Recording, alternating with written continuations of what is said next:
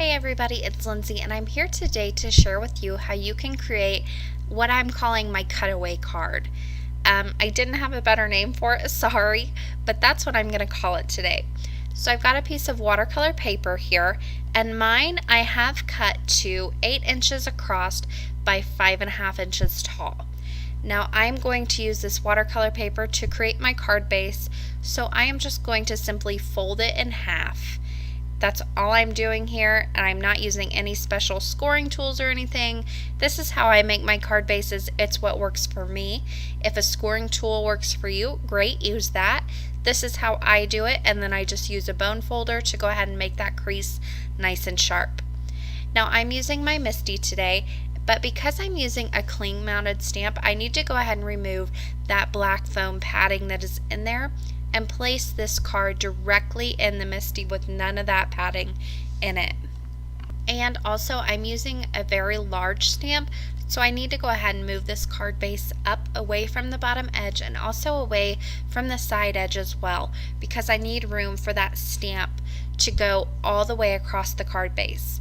Now I'm using the Stampin' Up! Corner Garden stamp, and I'm using the cling mounted version of this. I'm not sure if it's still available. You could mask off a scene as well, and there are just lots of background stamps that look very similar to this one. This is just the one I happen to have and I'm using today. I'm using Simon Says Stamp Black Dye ink because it is a waterproof ink. You can use whatever waterproof ink works for you, or whatever ink, black ink, corresponds with your coloring medium of choice. So I'm going to go ahead and ink this up and stamp it down. Now this is a very detailed stamp. I'm using the texture side of the watercolor paper, so this is going to stamp awful. It looks awful the first time, but because I'm using the Misty, I can go back in and I can ink this stamp up again, stamp it down, and I don't have to worry about it being in the exact same position because of this tool. So I'll go ahead and stamp this down a second time. I also stamped mine down a third time just because it's such a fine detail and such thin lines. I wasn't getting the impression I wanted, so I stamped it about 3 or 4 times total. Now I'm just doing some very simple watercolor with my distress markers. Now I did a video either last week or the week before, I'm not sure, where I showed you how I did some watercolor with my distress markers. I also shared that when I first got these, I wasn't crazy about them at all. But I am so glad to hear that a lot of other people felt the same way as well. I wasn't alone. But here you can see I'm doing the same technique I did in the last video. I will link it above that little eye in the top right hand corner. I will link it up there if you want to go check out that video, and I go more in depth on how I use these. Basically, I just use a straight to the paper technique. I take the brush tip of the marker, put down some color where I know it's going to be the darkest with my shading, and then I just use my water brush that's slightly damp to just pull out that color to the lighter portions. I'm keeping very simple coloring here. Reds, pinks, navies, yellows. I didn't have an orange marker, so I used some red and yellow combined to go ahead and make an orange color on the cards. I'm using green for the stems and the leaves, and then I'm just using some blue all the way around these images and also in the white space around the flowers, just to create a nice blue halo. Now before I do any coloring, I heat set this to make sure it was nice and dry and I didn't have any wet spots that I would go in and smear when I was handling this card. So to create the cutaway part of this card, I am using some very sharp scissors. These are Fisker scissors, and the blade is also very long. These are what worked for me. You can use whatever works for you. I know a lot of people like the spring assisted scissors. I don't personally. Just not for me, but use whatever works for you. You just want to make sure you've got a nice sharp blade. Now when you go in to cut this, you want to make sure you do it all in one swoop. Once you start, don't stop and then come back in and try and do it again. You will mess it all up. Also, don't go into too much detail when you cut this away.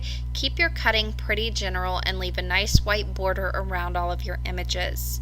Another thing you'll see that I do here, I turn the paper, I don't move my scissors a whole lot, and that keeps my edges nice and round. You don't want any sharp edges in this, so you can see I had a sharp edge where I started and also where I stopped. So once I'm done entirely cutting this out, I will come back in and I will round off those corners for a nice clean cut look. It looks as if I've actually used a die, but I've actually used my scissors. And you can see it stands up nicely. Everything works just like it should. You just can see the inside portion of your card now. Now, I didn't like the stark white on this, so I brought in just a little bit of antique linen distress ink. I've got my mini ink blending tool, and I'm just going to blend out some antique linen distress ink in that right top corner on the inside of the card. You're not going to be able to tell a whole lot of difference until I hold up the white paper to it at the end of this blending. You'll really see what a big difference it makes. It just adds a little bit more interest to the card, and you're not looking at a stark white background compared to these flowers that are really vibrant and beautiful. I really felt like the white just completely washed out and took away from all the work that went into watercoloring this image. So just adding this really helps it to pop. And there you can see it's not much different until I'm going to hold up this white cardstock next to it, and you can see what a big difference it actually is.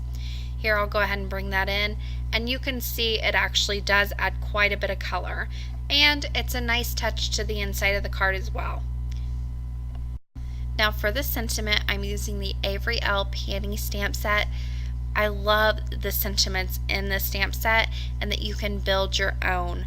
So I'm using the thanks stamp, and I'm just holding down that card front so I know exactly where to stamp this thanks. I'm essentially stamping it on the inside of the card, but it peeks through to the front of the card because I've cut away part of it.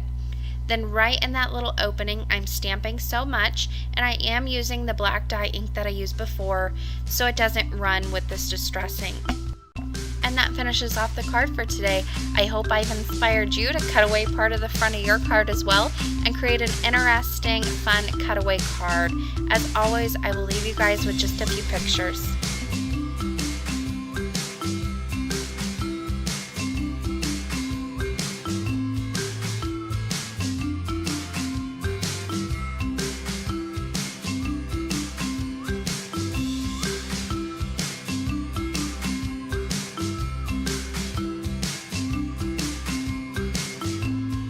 For more information and the supply list, you can head to my blog, craftingwhilecaffeinated.wordpress.com.